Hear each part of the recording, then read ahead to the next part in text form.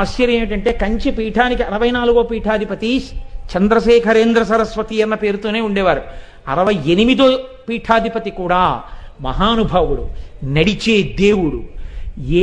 ఎవరి పేరు చెప్తే తల నేను ఉంచేస్తానో, ఆయన పాదములకు తల తాటించని జన్మ వ్యర్థమని నమ్ముతానో, ఏ మహాపురుషుడు దార్శనికుడు, ఏ మహాపురుషుడు సమస్త దర్శనములను చేశాడో, ఏ మహాపురుషుడు మరొక శంకరావతారమో, ఏ మహాపురుషుణ్ణి ఈ మతం కాకపోయినా దలైలామా ఈ శతాబ్దపు నిజమైన సన్యాసి అని కితాబులు ఇచ్చారో అటువంటి చంద్రశేఖరేంద్ర సరస్వతి 68వ పీఠాధిపతి. 64 కూడా ఇదే పేరుతో ఉన్నవారు చంద్రశేఖరేంద్ర సరస్వతి. ఆ చంద్రశేఖరేంద్ర సరస్వతి స్వామివారు ఒకానొకప్పుడు కంచి దేవాలయంలో అమ్మవారి యొక్క మూర్తిని పునఃప్రతిష్ఠ చెయ్యాలి, మహాకుంభాభిషేకం చెయ్యాలి అని అంతరాలయంలోకి వెళ్ళారు. అమ్మవారి మూర్తిలో ఉన్నటువంటి కళల్ని ఒక కలశలోకి న్యాసం చేసి అది పక్కన పెట్టి దానికి పూజ చేస్తూ విగ్రహాన్ని కదల్చి బయట పెట్టారు.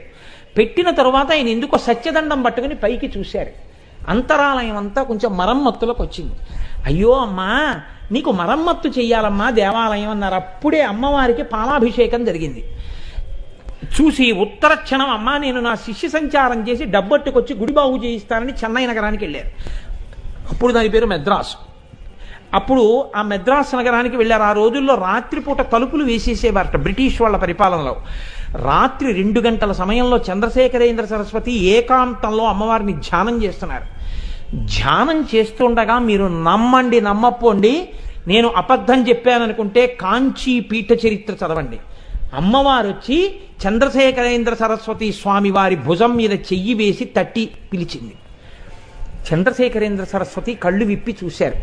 ఎదురుగుండా అమ్మవారు నిలబడి జుత్తుని ఇలా ముందుకు తీసి చూపించింది.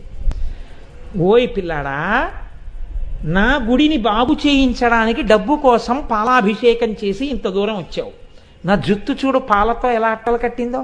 ఇలా ఎప్పుడైనా ఉందా నా జుత్తు? తొందరగా వచ్చి అభిషేకం చెయ్యవా? నా గుడి బాగు చేయించడానికి నువ్వు వెళ్ళి డబ్బు అడగాల? నన్ను అడిగితే నేను ఇవ్వనా అంది.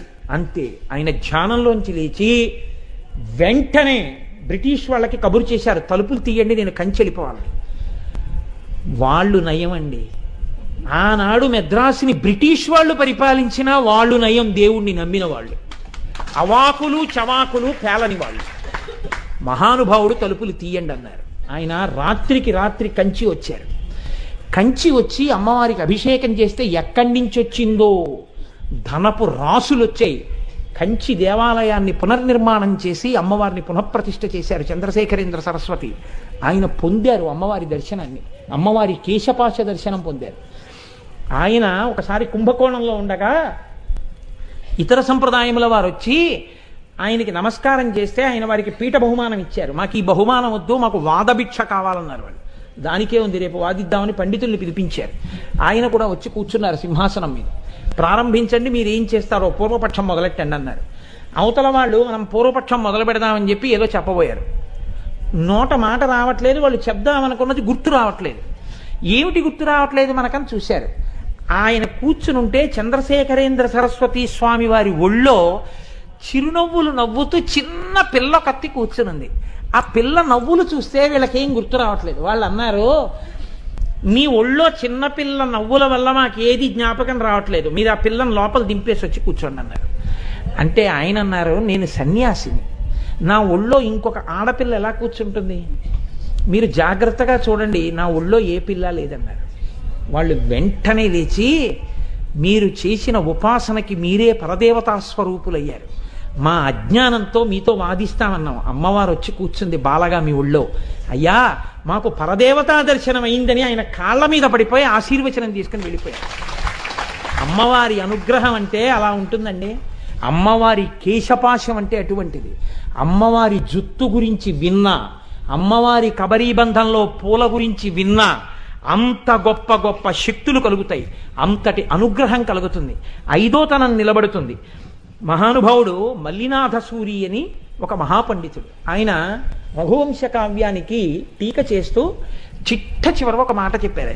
ఆయన అన్నారు, అమరీ కబరీ భార భ్రమరీ కృతం దూరీ కరోతు దురితం గౌరీ చరణ పంకజం ఏమి దర్శనాలు చేశారండి.